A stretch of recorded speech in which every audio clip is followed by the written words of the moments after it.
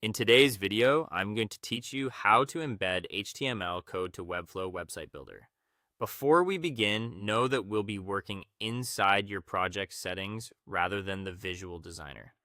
That's where site-wide code lives and affects every page.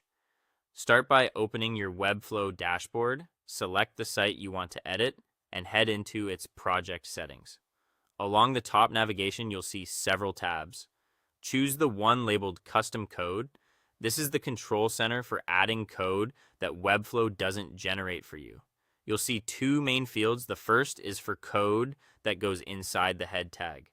Use this area for resources that need to load early or inform the browser about your page.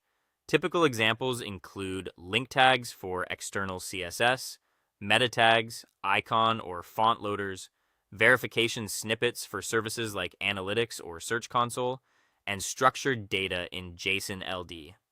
Keep the code clean, avoid adding any body elements here, and make sure every tag you paste is properly closed. Because this section is site-wide, anything you add will apply across all pages unless you later override it at the page level. The second field places code right before the closing body tag, the footer code. This is ideal for JavaScript that doesn't need to block rendering. Things like chat widgets, analytics scripts, third-party embeds, or custom functions generally belong here. Loading scripts here improves perceived performance. When possible, use async or defer on external scripts, and if your code must wait for the page, wrap it in a DOM content loaded listener.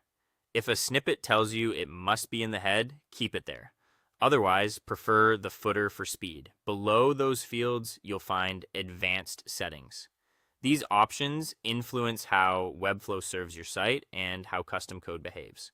For example, you can restrict your site from being embedded inside iframes for added security, and you can adjust how Webflow loads certain libraries or optimizations that affect performance. If you're unsure, leave defaults as they are. Toggling the wrong option can break third-party widgets. When you're done, click Save Changes. Remember that most custom code won't run in the designer, so publish your site to a staging domain to test. Note that publishing site-wide custom code may require an appropriate paid plan. After publishing, clear your cache and verify that styles and scripts behave as expected across multiple pages and devices. That's it. Your custom HTML is now embedded in your Webflow project. Great job and congratulations.